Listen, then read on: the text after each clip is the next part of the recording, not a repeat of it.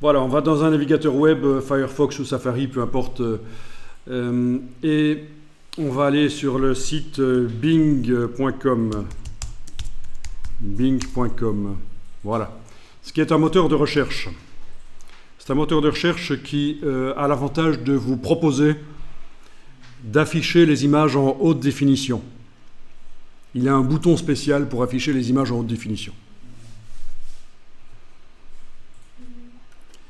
Et c'est l'équivalent de Google, quoi. Donc bing.com. Et alors, je vais faire une recherche sur des images de belette. Donc je vais taper belette. Alors voilà, 705 000 résultats qui concernent les belettes. La belette. Oui, à peu près 700 000. Bon, évidemment, vous avez intérêt à taper en anglais 7 500 000 résultats, donc ça fait 10 fois plus à peu près. Donc ça, il faut aussi réfléchir quand on fait une recherche sur le web. Le web, la francophonie est peu présente sur le web, donc pensez à trouver la traduction anglaise de ce que vous recherchez, vous aurez plus de résultats. Ensuite, on va aller sur la partie images. C'est des images qu'on recherche.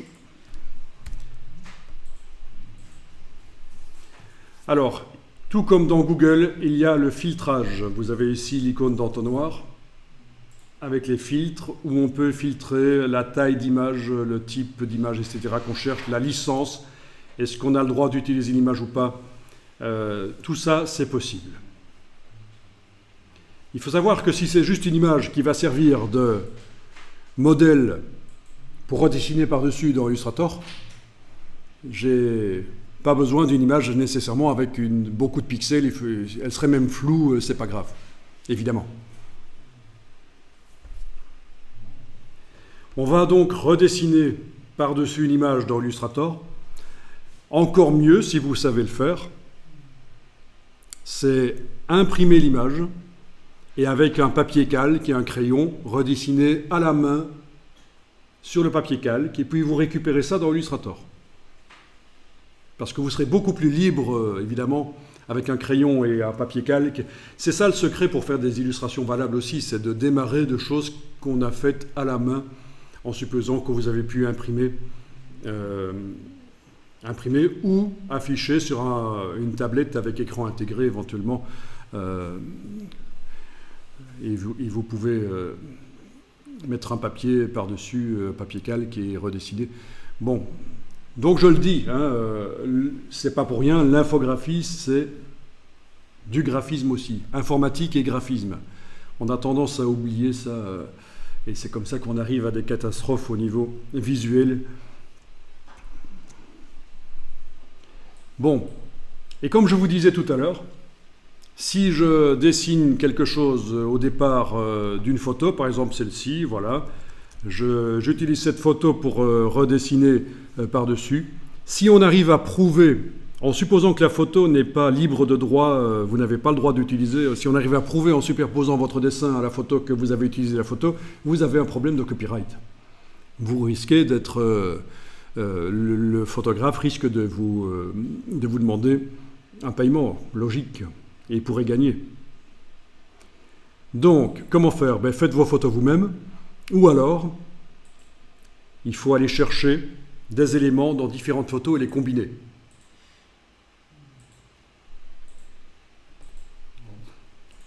Mais on peut aussi faire une recherche sur les images du domaine public, qui là n'ont pas de droit dessus. Elles sont dans le domaine public. Si vous tapez entre guillemets comme ceci, public domaine, je sais que dans les filtres, il y avait aussi la possibilité de le faire, de choisir des images du domaine public, mais en tapant à côté du nom de ce qu'on recherche, le mot, en tapant public domaine, sans E, je précise, parce qu'on me met systématiquement un E, voilà, vous avez des images du domaine public.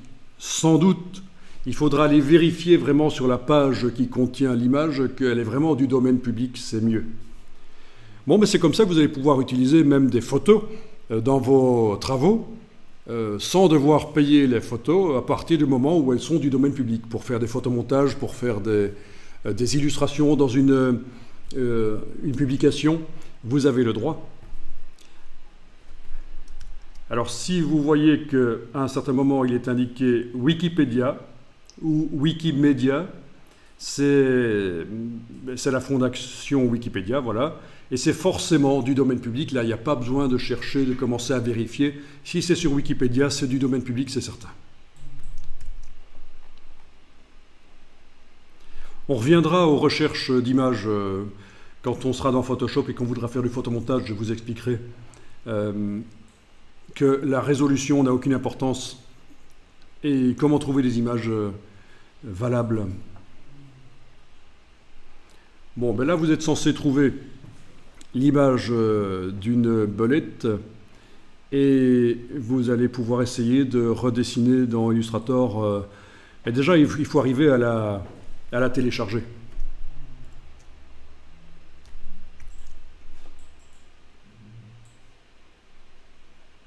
Je ne suis pas certain qu'elle soit vraiment... Regardez, il est indiqué ici. L'image peut être protégée par des droits d'auteur. Pinterest, c'est un collecteur d'images, donc c'est pas fiable. Méfions-nous. Alors, ce que je vais vous demander, c'est de prendre quand même une image d'une belette qui pourrait servir à faire un logo, tant qu'à faire. Hein.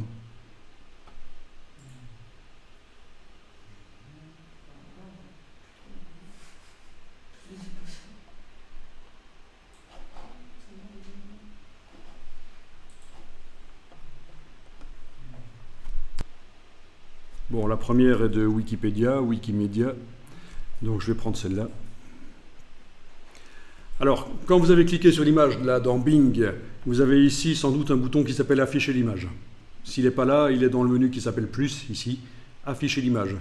Et là, c'est l'image haute définition, avec le plus de pixels possible. Et quand vous êtes là, vous faites clic droit, enregistrer l'image sous, et vous l'enregistrez dans le dossier d'aujourd'hui. Voilà.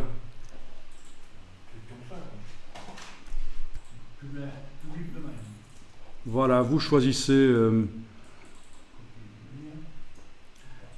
vous affichez l'image en grand pour ne pas prendre la vignette parce que c'est habituel ce problème.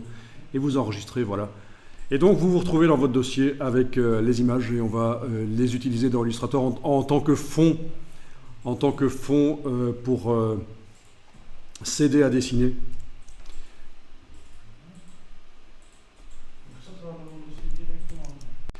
Donc, faire du copier-coller du navigateur vers Illustrator, ça peut marcher, mais vous allez perdre vos images, vous n'allez pas vous y retrouver. Il vaut mieux mettre les choses sur le disque dur, elles sont là physiquement, vous savez qu'elles sont là, si elles doivent servir pour un autre projet, elles sont toujours là. Évitez le copier-coller du navigateur vers les logiciels